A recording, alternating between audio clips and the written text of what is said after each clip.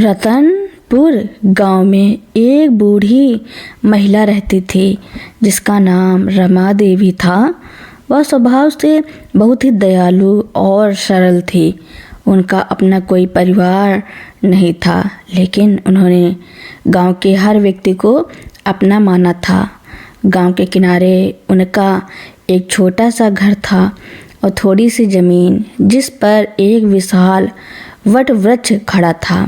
यह पेड़ उनकी वर्षों की सेवा और समर्पण का प्रतीक था। रमा देवी ने उस वट वृक्ष के नीचे एक छोटा सा चबूतरा बनवा दिया था, जहाँ से गुजरने वाला कोई भी थका हारा राहगीर या मजदूर बैठकर आराम कर सकता था। वह हमेशा एक मिट्टी के घड़े में ठंडा पानी और पास में कुछ गुड़ चना रखती थी ताकि कोई भूखा प्यासा न जाए। गांव में ही एक धनी व्यापारी रहता था जिसका नाम था धर्मपाल। धर्मपाल बहुत लालची और स्वार्थी व्यक्ति था। वह अपने धन पर घमंड करता था और गरीबों को तुच्छ समझता था। उसकी नज़र हमेशा रमा देवी की उस जमीन पर रहती थी, खासकर वट वृक्ष पर। वह जानता था कि यह पेड़ कई सदियों पुराना है और इसकी लकड़ी बहुत कीमती होगी। एक दिन धर्मपाल ने रमा देवी के पास आकर कहा, रमा, मैं तुम्हें इस पुरानी और बंजर जमीन के लिए मुँह मांगी कीमत दे रहा हूँ। तुम शहर चली जाओ, वहाँ आराम से रहो। यह वट वृक्ष मुझे दे दो। रमा देवी ने मुस्कुराकर कहा, बाबूजी, यह वट वृक्ष केवल मेरी जमीन नहीं है, यह तो इस गांव की आत्मा है और मेरे हाथों से लगाए हुए अच्छे कर्मों का प्रतीक है। कितने लोग इसकी छांव में आश्रय पाते हैं, पंछी घोंसला बनाते हैं। यह केवल लकड़ी नहीं है, यह एक जीवन दायिनी छाया है। मैं इसे नहीं बेच सकती। धर्मपाल क्रोधित हो गया। उसने धमकाते हुए कहा, तुम खुद चली जाओ, वरना मैं इस जमीन को कानूनी तरीके से हथिया लूँगा और पेड़ को काट दूँगा। लेकिन रमा देवी अपने निश्चय पर अटल रही। समय बीतता गया। धर्मपाल ने कई बार कोशिश की, लेकिन गांव वालों के विरोध और कानूनी दांव पेंच के चलते वह जमीन नहीं ले पाया। कुछ साल बाद धर्मपाल के व्यापार में अचानक भारी घाटा होने लगा। एक के बाद एक दुर्घटनाओं ने उसे बर्बाद कर दिया। उसका सारा धन, उसकी भव्य हवेली सब बिक गया। उसका बेटा विनय, जो अभी पढ़ाई कर रहा था, अपने पिता का घमंड और लालच देख चुका था, पर अब वह लाचार था। अचानक आई गरीबी और अपमान ने धर्मपाल को भीतर से तोड़ दिया। एक रात मूसलाधार बारिश और भयंकर तूफान आया। धर्मपाल और विनय के पास रहने की कोई जगह नहीं बची थी। उन्हें मजबूरी में गांव के बाहर आश्रय की तलाश करनी पड़ी। रात के अंधेरे में कांपते हुए वे उस विशाल वट वृक्ष के नीचे पहुँचे। टूटे हुए मन से धर्मपाल ने अपने बेटे से कहा, विनय, यह वही पेड़ है जिसे मैं लालच में आकर काटना चाहता था। आज मेरे बुरे कर्मों का फल देखो। मुझे इसी की छांव में शरण लेनी पड़ रही है। मैंने लोगों को हमेशा दुत्कारा, इसलिए आज कोई मेरी मदद नहीं कर रहा है। विनय ने देखा कि पेड़ के नीचे बनी चौकी पर रमा देवी दीपक जलाकर बैठी थी और पास में कुछ सूखे मेवे रखे थे जिन्हें वह आने वाले राहगीरों के लिए रखती थी। जब रमा देवी ने धर्मपाल और उसके बेटे को देखा तो उनके चेहरे पर कोई क्रोध नहीं था, केवल करुणा थी। उन्होंने प्रेम से कहा, अरे धर्मपाल बाबू, आप इस तूफान में बाहर क्यों हैं? आइए अंदर बैठिए। धर्मपाल जमीन पर गिरकर रोने लगा। रमा, मुझे माफ़ कर दो, मैंने तुम्हें कितना सताया। मैंने बुरे कर्म किए और आज मेरा सर्वनाश हो गया। रमा देवी ने उन्हें उठाया और बैठने को कहा। उन्होंने उन्हें खाना दिया और रात बिताने के लिए अपने घर के एक कोने में जगह दी। अगली सुबह गांव के लोग जब धर्मपाल को रमा देवी के घर में देखते तो हैरान होते।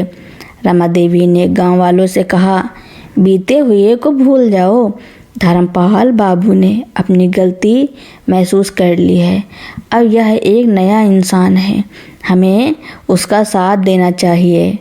रमा देवी की सलाह पर धर्मपाल और विनय ने वट वृक्ष के नीचे एक छोटी सी चाय और जलपान की दुकान खोली। विनय ने ईमानदारी और कड़ी मेहनत से काम किया। गांव वाले रमा देवी का सम्मान करते थे, इसलिए वे उनकी दुकान पर आने लगे। धीरे धीरे विनय का छोटा सा व्यापार चल पड़ा। उसने अपने कमाए हुए पहले मुनाफे से रमा देवी के लिए एक नई साड़ी खरीदी। धर्मपाल ने रमा देवी से कहा, रमा, तुमने केवल मुझे आश्रय नहीं दिया, तुमने मेरे बेटे को नेक राह पर चलना सिखाया। मेरे बुरे कर्मों ने मुझे बर्बाद किया, लेकिन तुम्हारे अच्छे कर्मों ने हमें बचा लिया। अब मैं समझ गया कि जीवन में धन नहीं बल्कि नेकी और सेवा ही सच्चा धन है। जैसा कर्म वैसा ही फल। धर्मपाल और विनय ने रमा देवी की सेवा को अपना धर्म बना लिया और उस वट वृक्ष की छांव में ईमानदारी से अपना जीवन बिताया। वट वृक्ष अब केवल एक आश्रय नहीं रहा, बल्कि यह गांव के लिए अच्छे कर्मों और दयालुता का फल का जीता जागता उदाहरण बन गया। रमा देवी के छोटे से घर और वट वृक्ष के नीचे चाय की दुकान चलाने के 1 साल बाद धर्मपाल और विनय का जीवन पूरी तरह बदल चुका था। विनय की ईमानदारी और धर्मपाल की विनम्रता ने उन्हें गांव में सम्मान दिलाना शुरू कर दिया था। अब धर्मपाल को अपने पुराने कर्मों पर पश्चाताप होता था और वह खुद को हर तरह की सेवा में लगाए रखता था। एक सुबह वट वृक्ष के चबूतरे पर बैठे हुए धर्मपाल ने रमा देवी से कहा, रमा जी, मैं आपको और इस गांव को कभी नहीं भूल पाऊंगा। जिस जमीन को मैं लालच में हथियाना चाहता था, उसी ने आज हमें भूखे मरने से बचा लिया। अब मैं बाकी का जीवन केवल परोपकार में बिताना चाहता हूँ। रमा देवी मुस्कुराई। यही तो कर्मों का फल है धर्मपाल बाबू। जब नियत साफ होती है तो छोटी सी मदद भी बड़ा सहारा बन जाती है।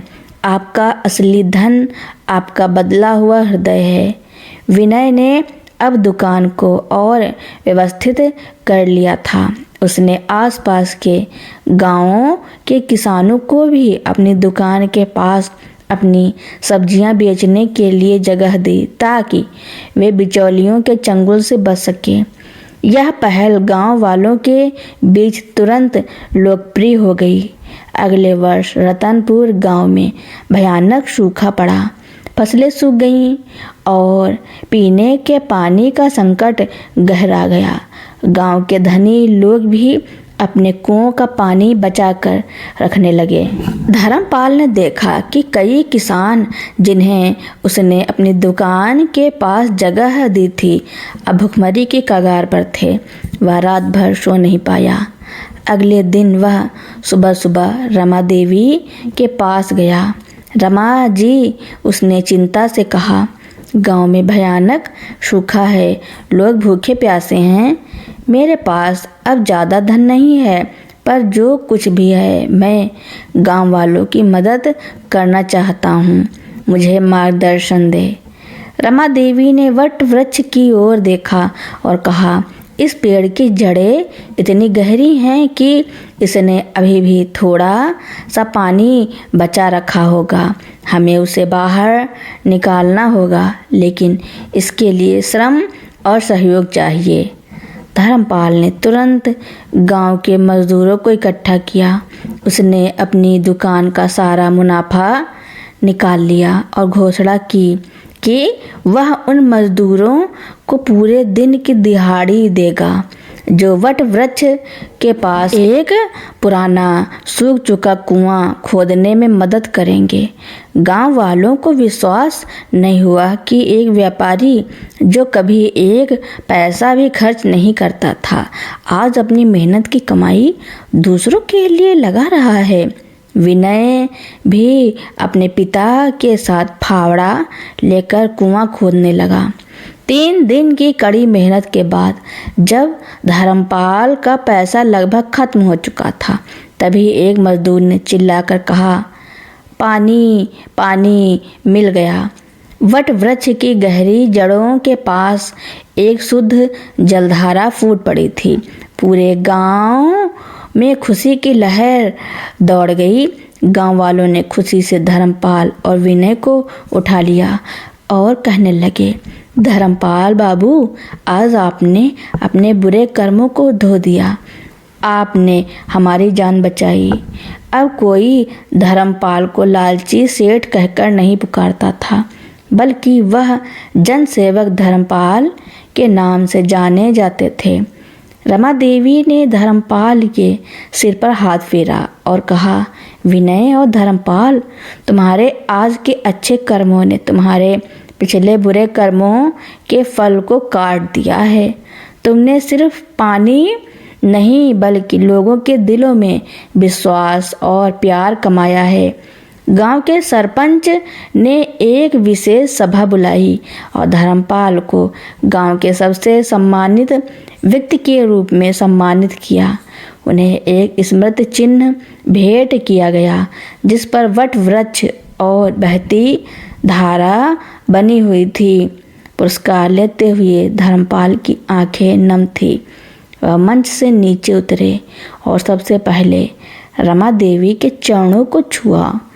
उन्होंने कहा, यह सम्मान मेरा नहीं है, यह रमा देवी के आशीर्वाद और इस वट वृक्ष की निष्काम सेवा का है। मैंने जीवन भर धन इकट्ठा किया और अंत में सब खो दिया, लेकिन जब मैंने लोगों की सेवा की, अच्छा कर्म किया, तो ईश्वर ने मुझे वह सम्मान और खुशी दी जो धन से कभी नहीं मिल सकती थी। विनय ने अपनी चाय की दुकान के मुनाफे से गांव के कुएं की देखभाल का जिम्मा लिया।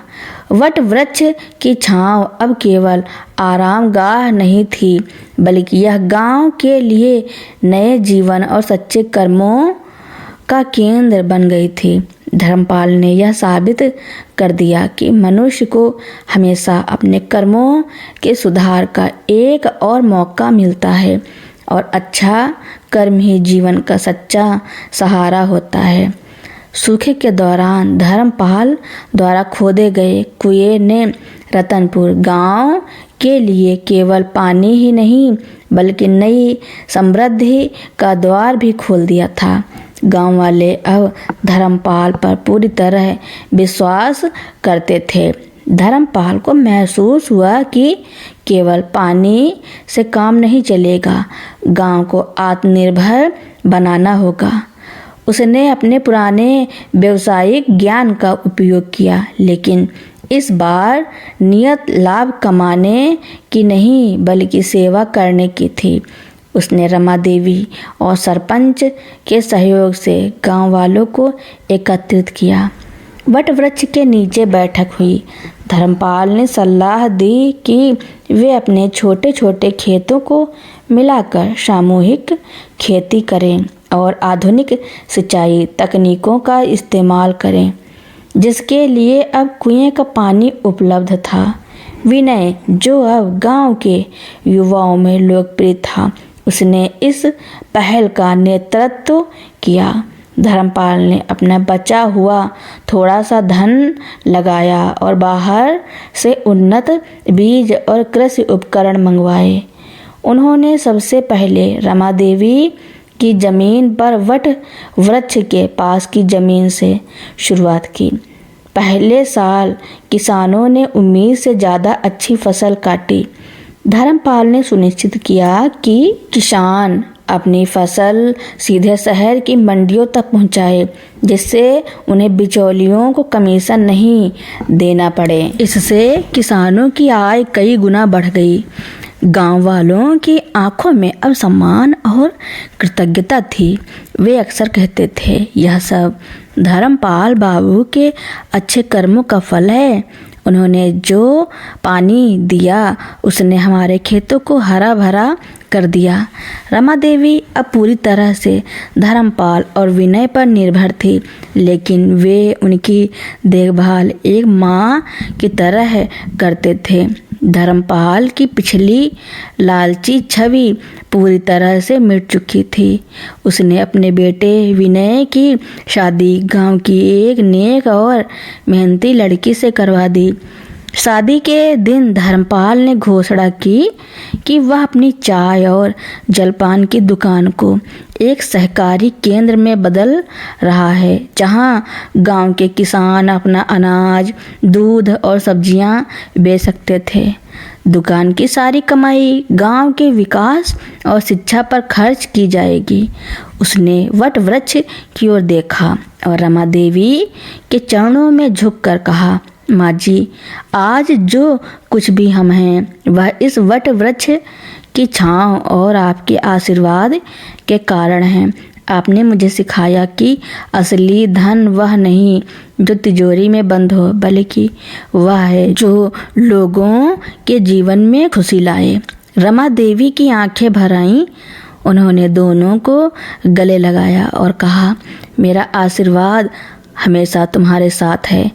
यह वट वृक्ष तुम्हारे अच्छे कर्मों का फल है, जो अब पूरे गांव को छाया दे रहा है। तुमने दिखा दिया कि जीवन में जैसा कर्म वैसा भोग जरूर मिलता है, और यदि नियत सच्ची हो तो बुरे कर्मों के फल को भी अच्छे कर्मों से बदला जा सकता है। अपनी पिछली गलती को याद करते हुए धर्मपाल को सबसे ज़्यादा इस बात का दुख था कि उसने लालच में आकर अपने बेटे विनय की पढ़ाई पर पूरा ध्यान नहीं दिया। अब जब गांव में समृद्धि आई तो धर्मपाल और विनय ने सबसे पहले वट वृक्ष के पास एक छोटा सा स्कूल बनाने का फैसला किया। गांव के बच्चे जो पहले दूर शहर नहीं जा पाते थे, अब वट वृक्ष की शीतल छाया में बने उस स्कूल में पढ़ने लगे। धर्मपाल ने खुद बच्चों को गणित और हिसाब किताब सिखाना शुरू किया, जिसके लिए वह पहले जाने जाते थे। रमा देवी अक्सर स्कूल में जाकर बच्चों को कहानियाँ सुनाती थी, अच्छे कर्म करने की कहानियाँ, ईमानदारी की कहानियाँ और वट वृक्ष के नीचे मिले आश्रय की कहानियाँ। धर्मपाल और विनय ने रतनपुर को एक मॉडल बना दिया था।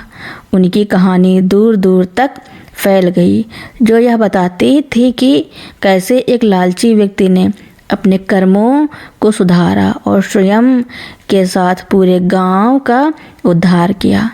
उन्होंने अपनी विरासत के रूप में धन नहीं, बल्कि अच्छे कर्मों का फल और सेवा भाव छोड़ा।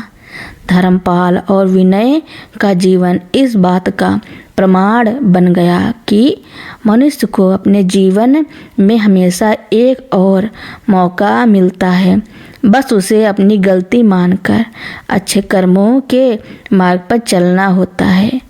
रतनपुर गांव अब केवल अतीत के गौरव तक सीमित नहीं था। अंशुल, विनय का बेटा, ने वट वृक्ष के नीचे मिली सीख और विरासत को आधुनिकता के साथ जोड़कर एक नई मिसाल कायम की थी। अंशुल ने महसूस किया कि केवल कृषि से गांव की अगली पीढ़ी का विकास संभव नहीं है। उसने रमा कल्याण केंद्र को रमा कौशल और उद्यमिता केंद्र में बदल दिया। वट वृक्ष की छांव में स्थित उस छोटे से स्कूल भवन में अब कंप्यूटर और इंटरनेट की सुविधाएं थी। अंशुल ने शहर के कुछ तकनीकी विशेषज्ञों को बुलाया और गांव के युवाओं को डिजिटल साक्षरता, ई-कॉमर्स और छोटे मोटे ऑनलाइन व्यापार शुरू करने का प्रशिक्षण दिलवाया। उसने यह सब मुफ्त में किया, यह याद रखते हुए कि उसके दादा ने अपनी बर्बादी के बाद कैसे निस्वार्थ सेवा शुरू की थी। इस पहल का फल जल्द ही मिला। गांव के युवा अब अपनी फसलें और हस्तशिल्प सीधे राष्ट्रीय बाजार में बेच रहे थे, जिससे उनकी आय कई गुना बढ़ गई। गांव में रोजगार के लिए पलायन रुक गया। वट वृक्ष, रमा देवी का मंदिर और कुआं, ये तीनों अब रतनपुर की पहचान बन चुके थे। दूर दराज से लोग कर्म और परिवर्तन की इस कहानी को देखने और सीखने आने लगे। पर्यटन को बढ़ावा देने के लिए अंशुल ने एक ग्रामीण होम स्टे पहल शुरू की, जिसका प्रबंधन गांव की महिलाएं करती थी। आने वाले हर पर्यटक को यह कहानी सुनाई जाती थी कि कैसे लालच ने धर्मपाल को बर्बाद किया और कैसे सेवा भाव, अच्छा कर्म ने न केवल उन्हें बल्कि पूरे गांव को समृद्ध किया। पर्यटकों से मिली आय का एक बड़ा हिस्सा रमा कल्याण केंद्र को जाता था, जिससे गांव के गरीब बच्चों को उच्च शिक्षा के लिए छात्रवृत्ति दी जाती थी। एक बार केंद्र को एक बड़ा अंतर्राष्ट्रीय सम्मान मिलने वाला था। सम्मान समारोह में अंशुल से पूछा गया कि इतनी छोटी जगह पर रहते हुए उसने इतने बड़े बदलाव कैसे लाए। अंशुल ने मुस्कुराते हुए वट वृक्ष की ओर इशारा किया और कहा, हमारा काम हमारी पहचान नहीं है, हमारी पहचान हमारे कर्म है। मैंने अपने दादा धर्मपाल और दादी रमा देवी से सीखा है कि जब नीयत साफ होती है तो इरादा सेवा का होता है, तो ब्रह्मांड की शक्ति भी आपका साथ देती है। मेरे दादा ने अपनी गलती सुधारी और मेरी दादी ने उन्हें सहारा दिया। यही जैसा कर्म वैसा भोग का सबसे बड़ा सबक है। आज यह वट वृक्ष केवल पेड़ नहीं, यह हमारी पीढ़ियों के अच्छे कर्मों का जीता जागता प्रतीक है। इसकी जड़ें जितनी गहरी हैं, हमारी विनम्रता और सेवा की भावना भी उतनी ही गहरी होनी चाहिए। अंशुल की ये बातें सुनकर दर्शकों की आंखें नम हो गईं। यह कहानी अब केवल एक गांव की नहीं रही थी, बल्कि यह पूरी दुनिया के लिए एक संदेश बन गई थी कि पछतावा और सेवा ही सच्चे कर्मों का मार्ग है और अच्छे कर्मों का फल हमेशा मीठा होता है, जो कई पीढ़ियों को आश्रय देता है, ठीक इस विशाल वट वृक्ष की तरह। तो दोस्तों, मेरी कहानियाँ सुनने के लिए आपका बहुत बहुत धन्यवाद। ऐसी ही नई नई कहानियाँ सुनने के लिए मेरे चैनल को लाइक, कमेंट, शेयर, सब्सक्राइब एवं बेल आइकन का बटन दबाना न भूलना, ताकि मेरी नई नई कहानियाँ आप तक पहले ही पहुँचती रहें।